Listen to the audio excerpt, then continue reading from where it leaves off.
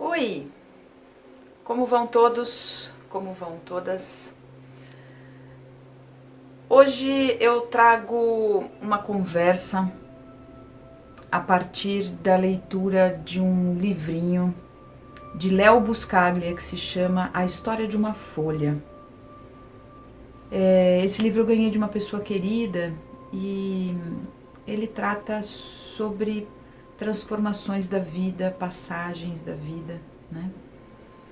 E eu vou pontuar aqui para vocês muito superficialmente como é o livro e deixo para vocês, eu gravei a história toda e depois eu deixo disponibilizado para quem tiver a fim de ouvir a história na íntegra, né? Mas a história se trata da história de uma folha, então, que faz parte de uma árvore. E aí, essa folha é a mais novinha. E nesta árvore tem várias folhas. A que fica mais no alto é a folha mais velha, e as outras folhas se espalham e fazem parte de uma construção de história de vida. Então, a folha mais velha, que se chama Daniel, é o personagem que vai aparecer nessa história várias vezes, como se fosse um sábio mesmo, até porque é mais velho, não é? E ele começa a contar sobre as passagens da vida, porque a folha, que é a mais nova, vai perguntando, né? O que acontece, qual que é o sentido das folhas existirem, por que os velhinhos aparecem ali para ficar na sombra, o que está acontecendo que está sentindo um vento, e o que é esse sol. E assim a folha vai perguntando, como uma criança mesmo vai questionando sobre o mundo. Essa folha vai perguntando para o Daniel, que é a folha mais velha, sobre tudo o que ela vai observando. As crianças que compartilham brincadeiras e que fazem marcações no tronco da árvore, né? Aproveitam também da sombra, os pássaros. E neste contexto, as estações do ano vão passando e o Daniel, conforme as perguntas da folha, vai explicando sobre o verão, sobre a primavera, né? Sobre o outono. Quando chega o outono, a folha fica um pouco intrigada porque ela percebe transformações, né? Transformações na cor das folhas, e aí cada amiguinho, né? São as outras folhas, estão mudando de cor, umas mais avermelhadas, outras mais amareladas, e aí o Daniel vai explicando qual que é o sentido dessa transformação do verde com a chegada da estação do outono, o que acontece, que transforma, que fica diferente, que vai envelhecendo, né?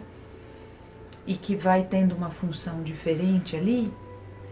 E aí chega no finalzinho do outono, beirando o início do inverno, tem a primeira geada e a folha fica muito assustada por conta da temperatura, né, de como a folha fica.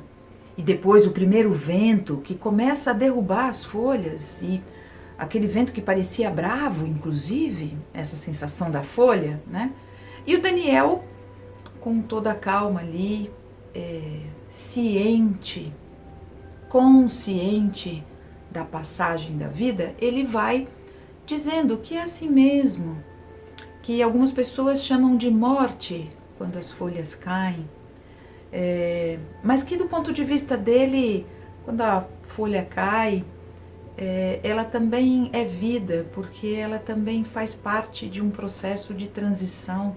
Quando cai a folha no solo, a água que vai molhar e depois o sol que vai secar, vai transformar aquilo em adubo, e aquilo gera sementes, gera nutrição para a própria raiz da árvore, para que outras folhas possam nascer e outros ciclos se recomecem, né? E assim vai indo até que o Daniel, o mais sábio, a folha mais velha, cai. Cai sublime, com a certeza de que cumpriu o seu propósito, o propósito de dar sombra para as pessoas, o propósito de alegrar, os pássaros, vários propósitos.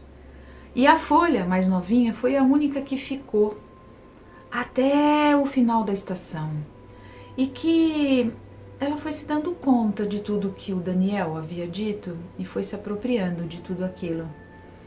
E quando ela mesma começou a cair, ela começou a ver a árvore. Enquanto ela caía, ela começou a ver a árvore e percebeu o quão grande era aquela árvore, o quanto aquela árvore poderia ainda gerar outros frutos. E ela foi caindo com tranquilidade até repousar no solo, fofo, porque já tinham caído outras folhas, né?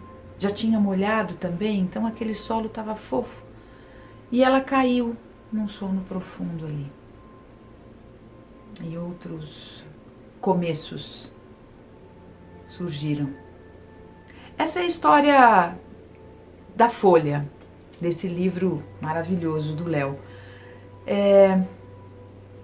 Eu acho que ao longo dessa minha contagem muito rápida aqui da história, eu já fui trazendo alguns conteúdos que eu gostaria que vocês se atentassem. Eu falei num outro vídeo sobre o fluxo da vida, né? E este aqui, sobre a história da folha, também fala sobre ciclos, que tem a ver com os fluxos, né? Ciclo da vida, onde a morte está inserida, né? É uma dualidade, não é? Morte, vida, vida, morte. O recomeço. Se apropriar, essa história nos traz brilhantemente a fala sobre as diferenças, né? Diferenças de cada uma folha com cores diferentes uma das outras. A incidência do entorno que provoca transformações. Então, quantos de nós, né, somos provocados pelo nosso dia a dia e nos transformamos e nos mobilizamos, né? Como é que a gente olha para o nosso amadurecimento, o nosso envelhecimento? Como é que a gente olha? Muitas pessoas têm sofrimentos profundos, sentindo que estão perdendo. Essa história da folha nos traz um outro olhar para essa passagem, né? Mas também precisamos nos atentar para o processo. Se a gente olha para a morte como o fim, então, e temo por isso, tudo bem temer, ok? Mas eu não posso estar apavorado, porque senão eu também não vivo. E aqui a ideia nessa conversa é olhar um pouco para a vida que vai para a morte. Mas qual é a qualidade que eu trago para a minha vida para ir em direção à morte? Né? E aí o Daniel, a folha mais velha, nos traz um ensinamento, né? Qual é o propósito? Qual é o meu propósito de vida? Eu estou aqui para quê? Vocês já se perguntaram isso? Por que eu estou aqui? Por que eu faço o quê? Qual é a minha importância diante do mundo, das pessoas que me cercam, do mais próximo ao mais distante?